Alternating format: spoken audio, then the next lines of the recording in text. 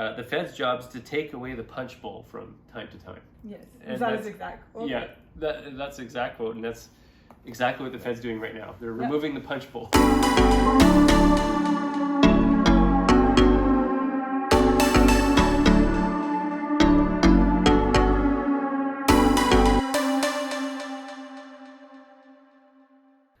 We're Compound Everything, and we talk money, markets, and all things investing. Yes. And what are we talking about today? So today we're talking about Berkshire Hathaway's 1994 annual meeting. And why did we pick the 1994 meeting? Because it's the farthest one I could find back. Yes. So they're all listed on, I think it's CNBC. Yeah. But how did we get on this train in the first place? I don't remember. Okay. I know we looked for older Berkshire meetings, but 94 was the furthest back that we could get. Okay. But I don't remember why we started to... I want to take credit for this one. Yeah, go ahead. Yes. Because it obviously was your idea, because I don't have any idea where you're going with this. So we were listening to Manesh Pabrai's talks, and then he had mentioned that he listens to them in the shower. Oh, right. It's so kind of a weird place to listen to an annual meeting, but not really. I mean, what else are you doing? That's true. Why not? Yeah, it's like they might as well use your time efficiently. Yeah. But anyway, Manesh was saying that he listens to the meetings. I thought, why don't we listen to those meetings? Exactly. And so I've been listening to them on my way to work. And then and you've been listening to them when you're in the evenings. With me, and just when you're doing your thing around the day. So that's how we got onto this, and we're going to summarize what we learned. So we wanted to watch them and for our own learning and kind of see how things evolved, which was one of the biggest takeaway points, and then share them. And the benefit of watching them afterwards and online is that you can watch them in double speed. Well, that too. So you can get through it really quick. So Warren Buffett's kind of a slow talker. For sure. So in watching that, let's just, before we get into details, what was your general kind of perception of watching those videos? So, I mean, well, first of all, they're much younger. For sure. That was like 20 and they were still kind of old. Yeah, 25 years ago. But the very first thing that I noticed after, I'm going to say the third question, was that they answered the question. And only the question. Yeah. And then they moved on to the next question. Right. And now when they're asked a question, they kind of answer the question, and then they go on a long tangent about life and politics and love. Which is fine, but they were more... But I mean, for an annual meeting, you want... They're a little bit more succinct back then. You want business. They stuck to business in 1994. Right. And they are philosophers or whatever. You know, life coaches in a sense. Yeah, they're life coaches. So that was the first thing I noticed. Yeah. They were much more candid. You noticed that right off the hop. For sure. And we'll get into a little bit about that later on, you know, because they share a little bit more details about maybe how they do valuation and things like that than they do now. But now, or when you were watching then, they answered the question. Yeah. Now they kind of dance around the question. They're much more diplomatic in their answers. A little bit more, yeah. And they rifle through questions in 1994. They were getting through questions at lightning speed. Yeah, I couldn't believe how fast they got through questions then compared to now. For sure, for sure. So those are a few takeaways, and I think more people got to ask questions as a consequence of that. Right. So they went through more questions. They spent maybe a little less time and were more candid with the questioners. The people asking the questions also asked like more business type questions. Yeah. Now you get a lot of people asking life questions as well. Right. So they answer them. They do answer them, but I mean, it is an annual meeting of Berkshire Hathaway. So it would be nice if they did a little more business like they did then. For sure. They did that now. For sure. So those were our kind of off the top takeaways comparing, 1994 annual meeting to the 2022 annual meeting. So one of the biggest takeaways I got, and where it like immediately struck me that they're a little bit more candid. One of the shareholders asked a question on what would be their requirements for free cash flow yields on the companies they're evaluating. Every year, even still, people will ask something similar, and they never and they didn't answer it. I think we've listened live or gone to the last 4 or 5 meetings. And every year, someone's asked a question about valuation, and they've danced around it. Yeah, but here they answered it. But in 1994, they answered it. Yeah. So at the time, his remark was that at a current interest rate of 7%, they would demand at least a 10% yield, right, is what they had said. And then the other thing that struck me is that he said we would maybe play around a little bit with that depending on the confidence they had in the business. Yes. So the more confident they were in the business and the stability of the free cash flows and whatnot, and the more confident they were that business was going to be around in 10 years and generating more cash flow, the tighter they might play to that 10% is the air I got from that. And the less certain they were, the more they might kind of try and discount that. Right. And maybe not ask for only 10%, but 12 or 15%. They didn't give those numbers. He did say 10%, but he said they might want to play it a little bit more loosely if they weren't sure. Yeah, but what was interesting is that for that question, he always says that it has to do with interest rates. That's something he's always been candid about. But here he actually said, okay, well, interest rates are 7, and we would discount it at 10. 10% was kind of like a basic. Yeah. Right, and then they kind of look into the competitive advantage of the company, and go up a little bit, down a little bit, or whatever. Yeah. So that was interesting. So they were very candid on kind of, in a sense, their valuation and methods. That helped me understand as well why they're buying certain companies now. Right. Because I'm like, what are they like? That doesn't seem like value. Right. Now, of course, they don't have the same opportunity running the fund that they run because they have so much. Because it's much bigger. Right. So they need investments to move the needle. The thing that really struck me too is the way that they might play around a little bit with it. Right. So they're not rigid. They're not rigid in their evaluation methods. They will, cut the company a little bit of slack if it's a more predictable business with stable cash flows. He was very clear on that. He was very clear on that. So it makes me think that, in a sense, that they view investing, or I would view investing, a little bit like cooking in a sense. Right. You've got a recipe you can follow, but you can play around with it a little bit, right? Right. So, and you can still get some very satisfactory results. Exactly. So that was the first thing with the valuation. Okay.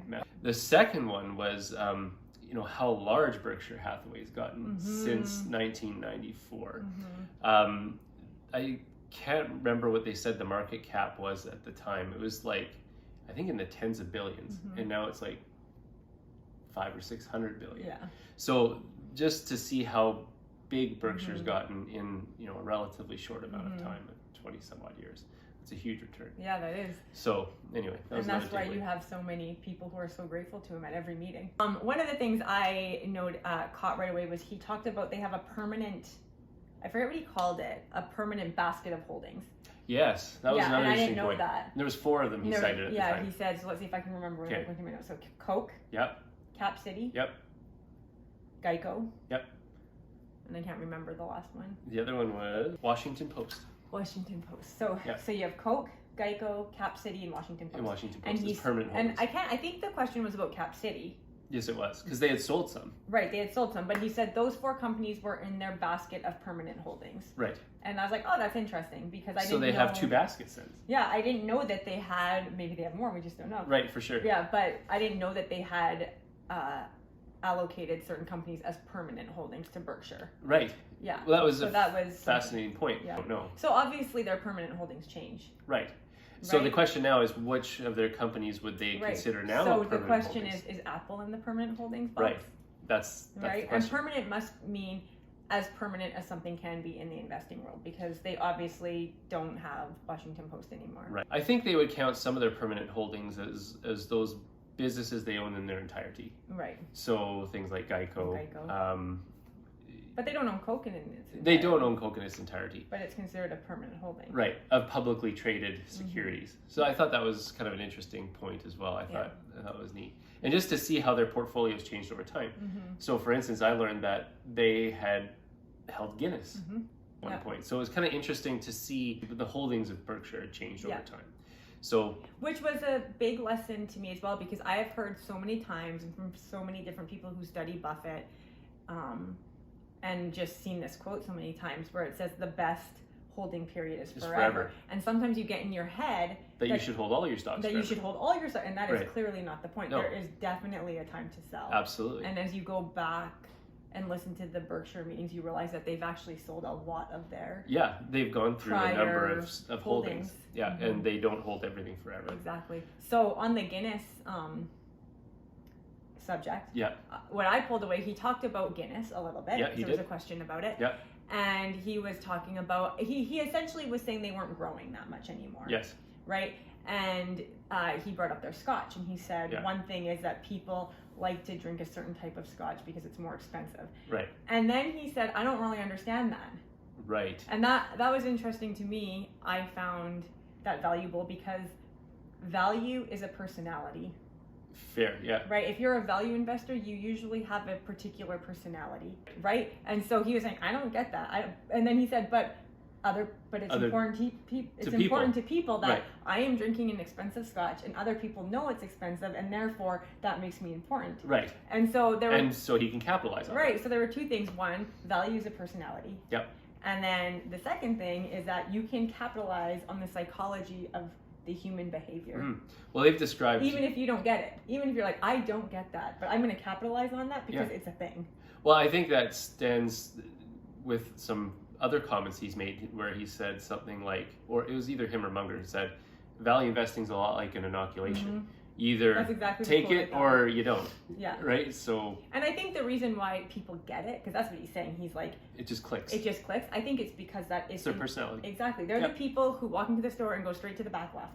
Because they know that's where you go to the discounter. I think you're right on that. It is a personality. It's a personality. It either takes or it doesn't. Yeah, I don't know a single real value person who's like a crazy spender. So the other thing I found interesting was management. They talked about management. Yep, a lot. A lot of different questions. So just off the cuff, this is a bit of an aside, but one of the things I noticed, they didn't say it outwardly, but they commended their managers constantly. Yeah. Like their management they were team, gassing them up. Gassing them up all over the place. The Solomon management, especially. They literally made the crowd cheer for them. They led the applause for that, and that was just after the whole debacle in 1991. 91 was the debacle of Solomon Brothers, and then new management came in. And I didn't know, and I probably should have known this as a Buffett follower, but I didn't realize that he was CEO. Chairman CEO after that huge debacle, and then they reappointed. So he really appreciated his managers. Yeah, he appreciates managers. That's because he likes to find good management, which he kept bringing up over and over and over again. And someone asked him the question, which was a question we've had in the past, is how do we identify good management? No, but the question was even further, because this is what we've said, is how do we identify good management as small fish? Because I can't pick up the phone and call I can't call CEO Tim Cook. Right. Right? I can't call Zuckerberg. Right. Buffett might have much more of an opportunity to be able to talk to these guys. For sure. The question was, how do I, as a small investor with zero connections, know if management is good or not? Is doing a good job. Yeah. Or not is honest. They have integrity. Exactly. They're a great... they care about the shareholder. Yes. That was the question, So the answer was twofold. He said there's two ways. He said you evaluate the management as to how well they've run the business. Yeah, the numbers. The numbers. So look at the numbers. If the numbers jive, they're earning good returns on capital, and compare it to peers. Yes. So if you're in a retail sector, compare on how the management's been doing compared to other retail entities and businesses. And he said also compare it to the hand they've been given. So if they're a CEO that's been appointed to a company that's been doing well and they're just kind of maintaining, okay, that may or may not give you a lot of information. But if they've been given a really raw deal and they've been managing to turn that ship around and generate profits, etc., they're probably good managers. Yeah. So that was one. Look at the numbers and compare it to peers. And then second one was, how do they treat themselves as opposed to how do they treat the shareholders? Yeah. And mostly he was referencing compensation. Yes. In that. So what he said there is read the proxy statement. So are they paying themselves huge bonuses and for very little return? What are their bonuses tied to? What are their bonuses tied to, etc. Right. So those two things. Watch the business results and then check what they're being paid. Yeah. This came at question 13, so it's quite a bit later. I don't know if it was Charles, I think it was Warren Buffett, who said this. If you find management doesn't care about the accounting, but does explain in clear terms what's going on, you should consider that a plus when looking at a security. Right. And his point was that there's a lot of accounting lines and a lot of accounting shenanigans, and a lot of it, although it's not necessarily bad, a lot of it is just like, it doesn't make sense and you're shuffling money here and there. But if you can find a CEO or a CFO who can explain to you what's going on with the cash in the business without talking about the accounting. Right. And that makes sense. He can bring it down in normal terms. That is like an A+ manager in his mind. Yeah. And I think that makes total sense. And be able to explain it to your average common shareholder. So I think that was kind of what they're getting at. And management kind of kept creeping up and weaving its way into so many questions throughout the discussion. That was one major theme I noticed there was management. So that was another takeaway. So one thing that caught my mind is somebody asked about the industry of tobacco. Right, yeah. Yeah, and I think around question 18-ish. I don't know if it was question 18, but around there. And his response was, when you're looking at something like tobacco, the two things that are important is where is society leaning? Right. Are they leaning? Are they pushing into it, like they're liking it, or are they kind of like pulling away from it? Yeah. So that's one thing. The overall sentiment of society towards a particular product or industry. Yep. Then a second thing was, who is the present administration? Right. Right? And what's their thinking about whatever the product or industry is. For sure. So, and then he said for himself, he was going to stay away from tobacco. That's what he said, because he said society is generally turning their nose against it. Right. Right? And I mean, all administration parties are not really pushing cigarettes anymore. Yeah. Right? Yeah. And everyone kind of knows it's bad for you. But the interesting thing is, as of their last meeting, they have taken a very large stake in Occidental. Yeah. And I would say that society is generally pulling away from oil. Oil and gas. And the current administration is definitely pulling away from oil. So it's just interesting because obviously he sees a utility to oil, that it doesn't matter if the feel for it or the thought of it in society is bad or the administration doesn't like it. He obviously thinks that there is a utility for it, that whether or not people don't like it, we still have to use it. We still have to use it. I mean, so he does actually pay attention. He always says, I don't pay attention to macro. I don't pay attention to politics. But he does a little bit, depending on the product or the... Right. That is true. Industry. And he did say that in this meeting as well. He said, I don't necessarily care what the, interest rate's going to be and the macro is going to be. I don't really pay attention to that. I think he said, Charlie and I don't pay attention to that. He said, because that's unknowable. You can't know what's going to happen with interest rates and things like that. And so he says, I just look for good businesses. But on the other flip side, I guess, he must pay attention to societal trends. Definitely. Right? So those probably are more knowable. Yeah. And now you could see where that ball was.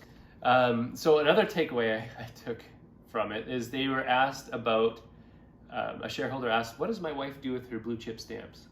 Yeah. So I guess back in the 1960s, they invested in a company called Blue Chip Stamps. And I don't know much about it because it doesn't take up much of their portfolio anymore. It might be an interesting history exercise, though. I think it was a kind of a rewards program, but I'm not positive on that. Or you could redeem the stamps for products or something. And I guess the figures that they had said were that, I don't know if this was their total market cap or the sales they were doing, was about, when they bought it, was $110 million in sales, I believe. And then in 1994, they were going to do, I think, about $400,000 in sales. So they kind of quipped about how their present management had presided over a 99.5% decline in sales for blue chip stamps. And so it didn't seem like they were too phased by it. Yeah. But it brings home the point, even the best investors will make mistakes. Right. And I think we can launch off of that point. And there was a question specifically about their shoe. Dexter Shoes and Browns. Yeah, their shoes holding. So they own Dexter and Brown. And someone said, why do you own those two companies, but you don't own Reebok or Nike? Yes. And this was fascinating to me. Yeah. So of course we have the benefit of hindsight, which is always 2020, right? Yeah. And he said, because we don't understand Nike, it's too hard. Right. And that blows my mind because I'm still a little confused because he didn't expound on that. I don't understand why he thought Nike was too hard of a business to understand and Dexter wasn't, because they were both shoe companies. So did it come down to management? Did it come down to the moat that he thought Dexter and Browns had over Nike? Did he not understand endorsing of athletes?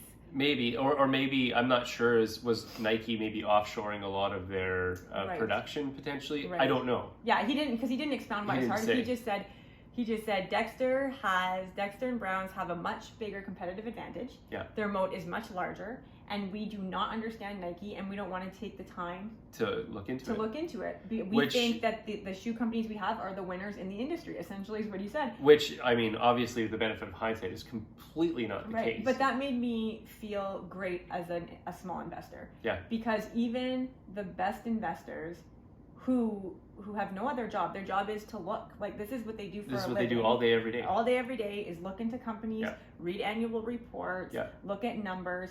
He even has the benefit of talking to managers. Absolutely. Right? And all of that. And even he misses things. Yeah. And that's okay because there's no called strikes. Right. So missing Nike wasn't necessarily a big deal. But what is crazy is Dexter was, he says, one of his worst investments.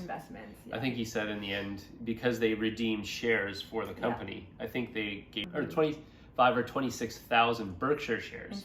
Berkshire stock. And they traded that for, ownership of the company, which I think represented about 1.6% of Berkshire Hathaway at the time. Yeah, I think there's a quote, something like, we gave away so many million stock of an excellent company for a worthless one. For a worthless company. I think that was kind of like the exact quote there. So I just found that fascinating. And encouraging. And encouraging. Because, like I said, these guys, this is their living. Yeah. This is what they do. They're some of the sharpest minds out there. I think, Warren Buffett is one of the only people that Ben Graham ever gave an A to. I think he's the only one. Or the only one. So it's like, not only is he a great investor, he's one of the brightest minds out there when it comes to business. Yeah.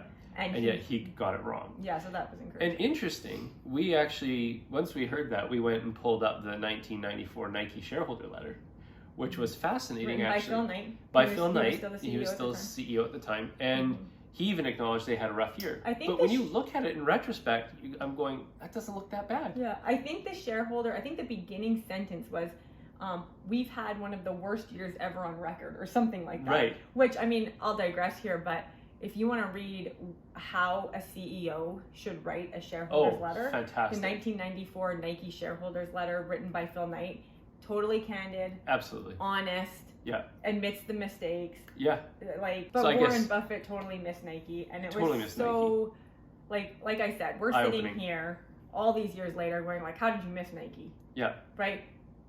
It was a very different landscape in 94. For sure. But it's not just that he missed Nike that was so astounding, it's that he chose Dexter over Nike. Right. And that blows my mind. Right. Yeah. And we don't know the economics of Dexter at the time he bought it.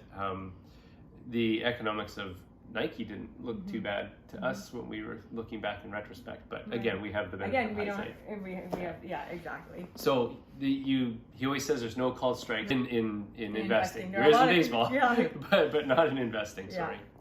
So that was a fascinating. That was super great and interesting story. The other thing was, and this is pertinent to now.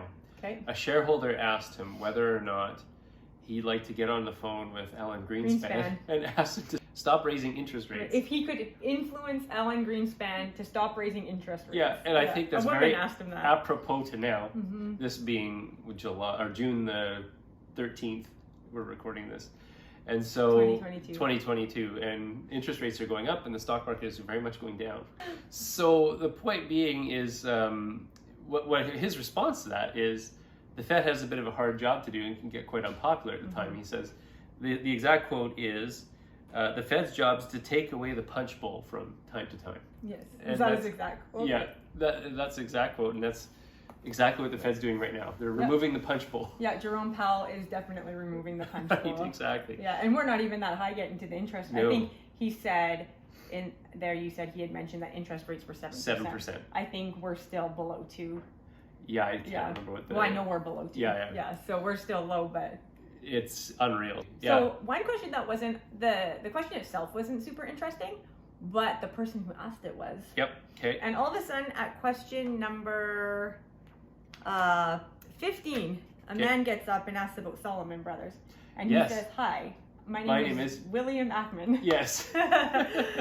So Bill Ackman was at the meeting and asked the question. He asked question number 15. Yeah.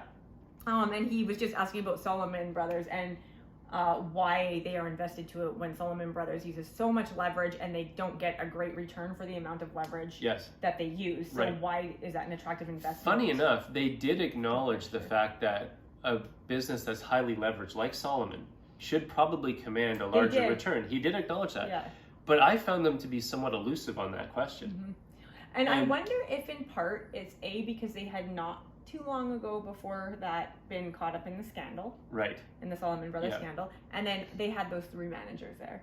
Right, that could be. To stand up. And then he got that. That was the point at which he got them to... And he didn't want to rake them over the coals publicly. Right, that could be. Which is a gentleman thing to do. He did answer the question, and you're right, he did acknowledge that they weren't getting a great return for all the leverage. The risk was quite high for the return. And Bill Ackman was right in pointing that out. He acknowledged that. Yeah. And good question by Bill. Oh, for sure. Yeah. But I think he was being diplomatic, because if there's a time for correction for managers, it's not in front of thousands of people. Yeah. It's privately. Also, is probably going back to the point he made earlier, which was you have to rate a manager based on the hand they're being dealt. Mm-hmm. So meaning that these guys were just taking over a business that was deep in scandal. To the point where Buffett himself in 1991 was called before Congress to give testimony. Yeah, and if you've read Liar's Poker, the whole culture of Solomon Brothers was horrific. Yeah. So, So it was interesting thing that stood out to us. Yeah. Bill Ackman asking a very pointed question. Yes. It's no wonder he is where he is today. So I think lastly, maybe the last point we can touch on is they made a comment. This was back to the Nike thing. Yeah. But it kind of, the idea of it ran through the first hour anyways of the meeting. Yeah. And it was, we don't like to multiply by pi. We like to multiply by 3. Right. Right? And so it of just a silly comment, but I guess it states that they want to do things simply. Mm-hmm. Right? Simple business is the idea. And he mentioned, there was a quote he said where some people believe that if you jump over a 7-foot bar, that they give you a ribbon that's worth more than one than if you jump over a 1-foot bar. Right. And he said, like you said, that you don't need to do extraordinary things to get extraordinary results. Right, in investing. He said in investing, you don't need to do exceptional things to get exceptional results. And then he went on to say that an investment should be so obvious that you do not need an analyst to tell you if it's good or bad. Yeah. Well, and they talked about being given an analyst report that was valued somewhere in the realm of like $2 million in a business that they were looking at buying. Right. And they said they didn't read it. Right. And they said, well, Buffett said I'd pay $2 million not to read it. Because they said you should be able to come up with your own valuation of a business before you end up buying into it. And it should be so obvious. And it should be so obvious. Manesh Prabrai has said the same thing. Yep. That it should be so obvious you don't need to use Excel, I think is what Prabrai says. Yeah. It's such a value. That was one of his commandments that he gave in one of his talks. Thou shalt not use Excel. But yeah, that was just one of the comments that we don't like to multiply by pi. We like to multiply by 3. And so the point, I guess, for us as value investors that I took away was trying to find a simple business that you understand where the numbers just make sense. Yeah. Okay, so to wrap up, we can say in the first hour, we learned that there are no called strikes. Yep. Even the best make mistakes. Even the best make mistakes. You want to keep it simple. Yep. Right? You don't need to do exceptional things. To get exceptional results. Yep. And then you were just, you had said earlier that it was interesting to go back and listen because of all the businesses that they mentioned. Oh, absolutely. That they've been in and out of, they've looked at. And some they've rode down to almost nothing. Right, exactly. And it was just, we would suggest going back because of how candid they are. Absolutely. Yeah, and listen to as many as you can.